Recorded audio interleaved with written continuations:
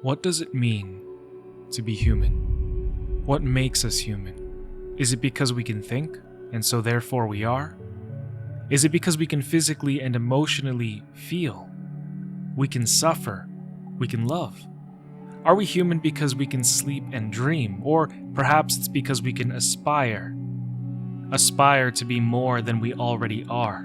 We can intentionally set goals that override and go beyond our biological imperatives.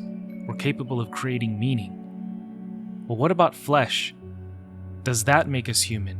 Well, what if I take off my arm and replace it with cybernetics? If I become more machine than man, but I still have my mind, my soul, my sense of being and purpose, am I still human? Why am I human? Soma is an intense psychological horror game that did something different. It instilled existential fear and caused me to rethink my place and purpose in the universe. It took it even further by giving birth to a new fear, one where I was disturbed by the illusion of humanity.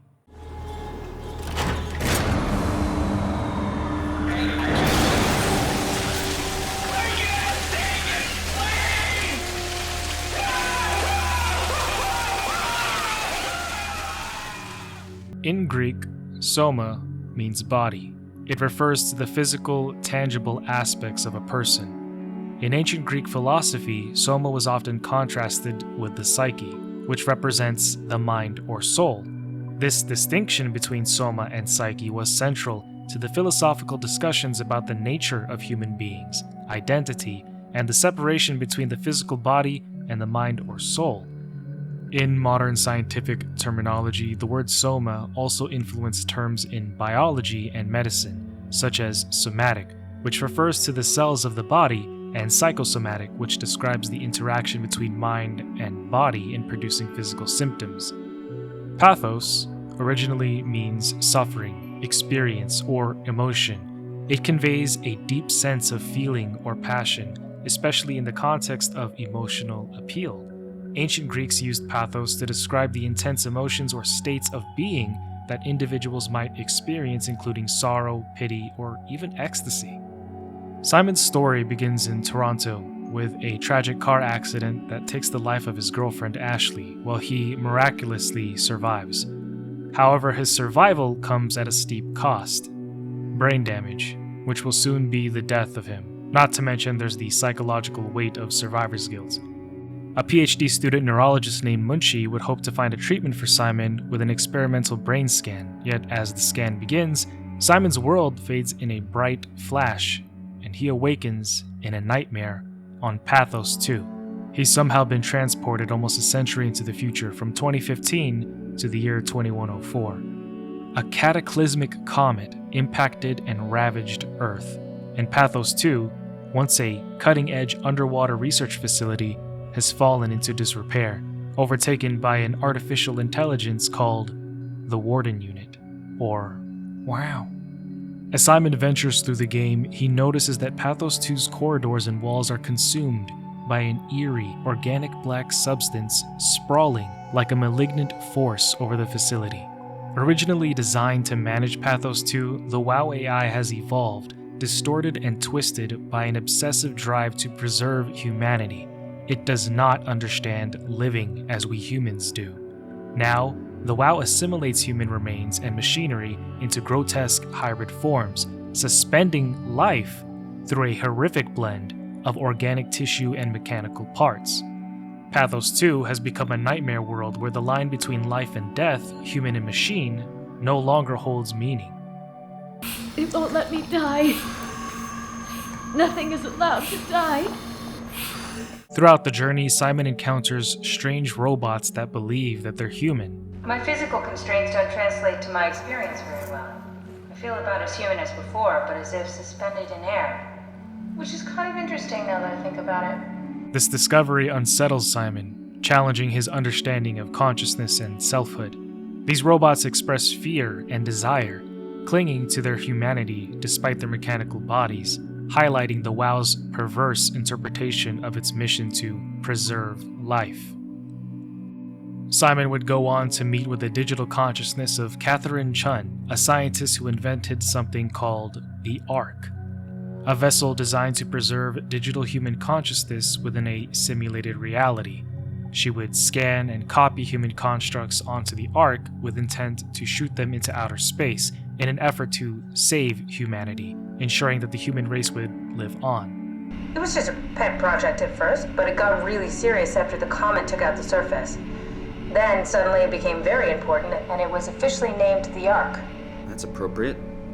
Simon would quickly learn that he too is just a digital copy of his former, strictly human self who died almost 100 years ago. The climax of Soma occurs when Simon and Catherine initiate the Ark launch, with Simon believing he will join his consciousness in this virtual paradise.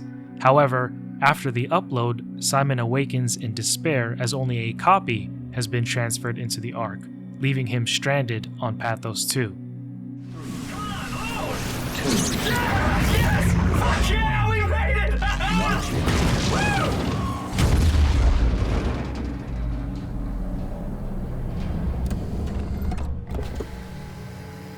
What went wrong?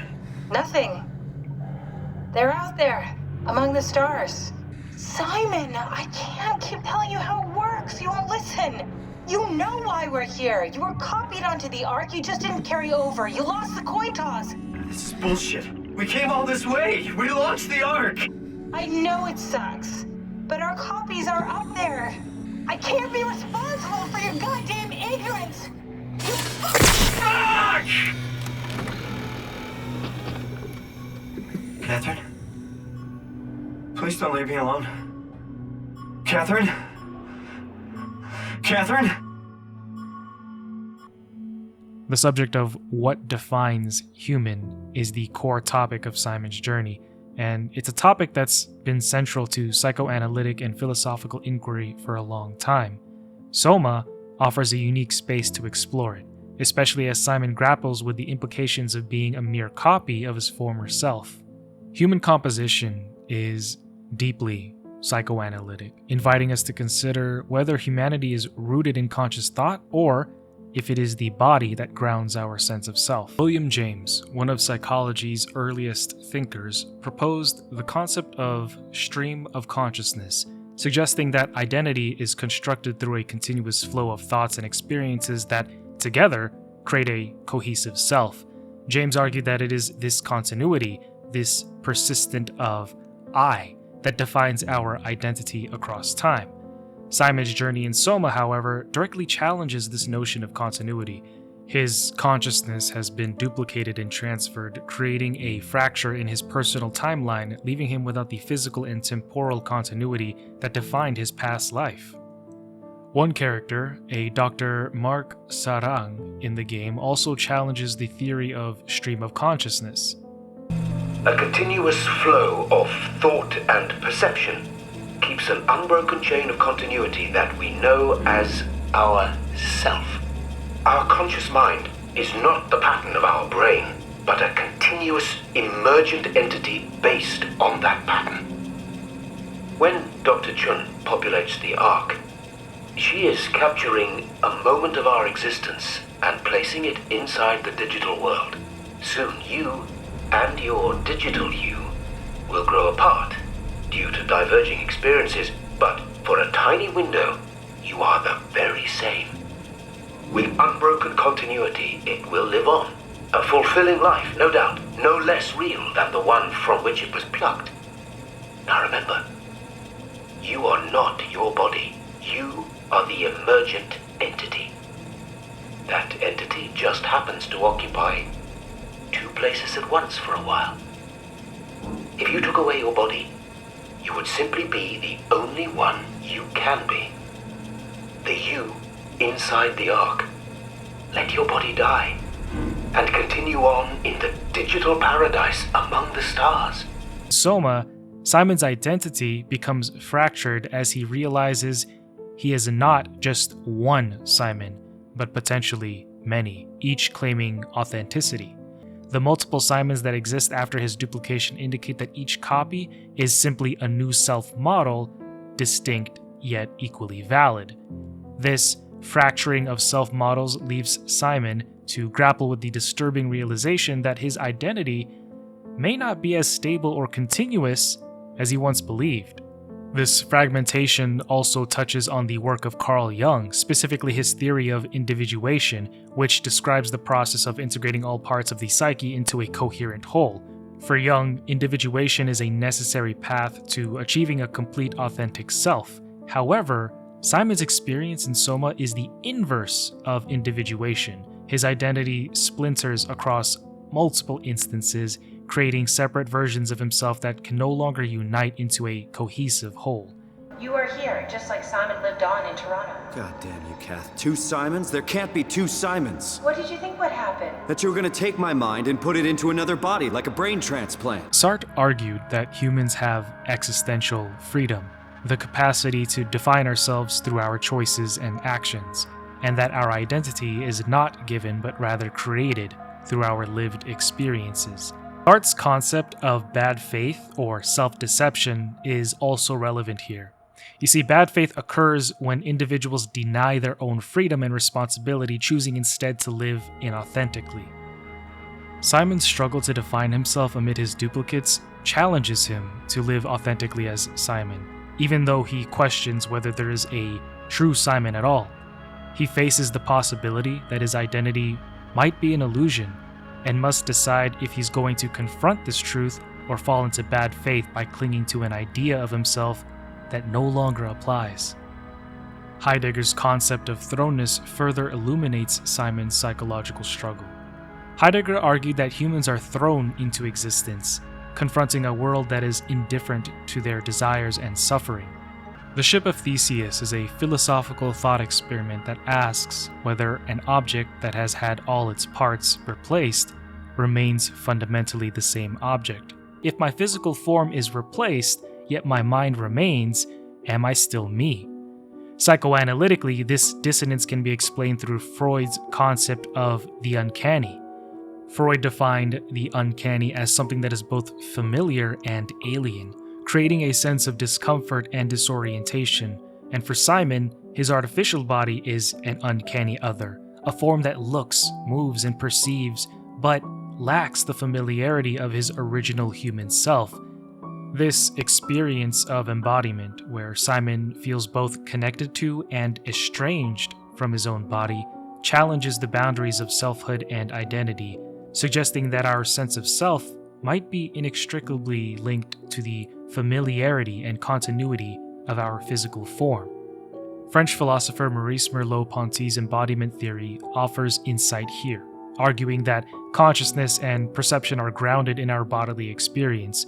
Merleau-Ponty believed that the body is not merely a vessel for the mind, but also a fundamental aspect of selfhood. And in Soma, Simon's experience directly contradicts this theory, as he perceives his identity persisting even in a body that's not his.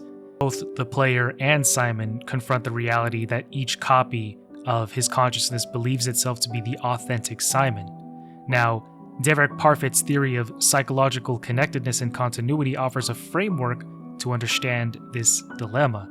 Parfit argued that identity isn't defined by a single continuous self, but by overlapping chains of memories, intentions, and experiences. This theory posits that as long as there's sufficient psychological continuity, meaning shared memories, values, and goals, then each version of Simon can claim an authentic connection to the original self, even if they're not the same person, or no longer the same person. Dualism, famously proposed by Descartes, suggests that the mind and body are distinct entities, meaning that one could, theoretically, continue to exist without the other. In contrast, monism argues that the self is single, unified. It's an entity in and of itself, and that the mind and body are inseparable. Simon's experience in Soma leans towards dualism, as his mind continues even after his original body is gone. As Simon's journey progresses, his existential dread intensifies, and his search for meaning becomes increasingly desperate. There's some kind of afterlife. Do you think my place is taken? The real me died like 100 years ago. Is there still room for me? And what about the Simon I killed at Omicron? What do you think, Catherine? Is there a heaven full of redundant copies of the same people? Is there someone up there who called me an imposter? Viktor Frankl, an existential psychologist, developed logotherapy, a theory that postulates meaning as a fundamental human need. According to Frankl, even in the face of suffering and hardship, individuals can find purpose by creating meaning within their own lives. Frankl's theory suggests that Simon's struggle for purpose reflects a universal human drive to make sense of existence, even in situations where meaning feels elusive. Albert Camus' concept of the absurd further deepens this exploration.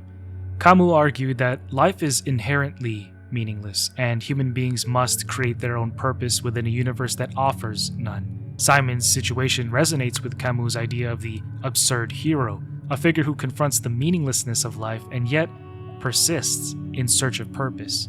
Simon tried so hard, and he got so far, but in the end, it didn't even matter. The climax of Soma forces Simon to confront the ultimate question of selfhood. Believing that he would be transferred to a virtual paradise, instead he reawakens to the realization that he is still on Pathos 2, abandoned as a duplicate, while the other Simon continues in the digital world.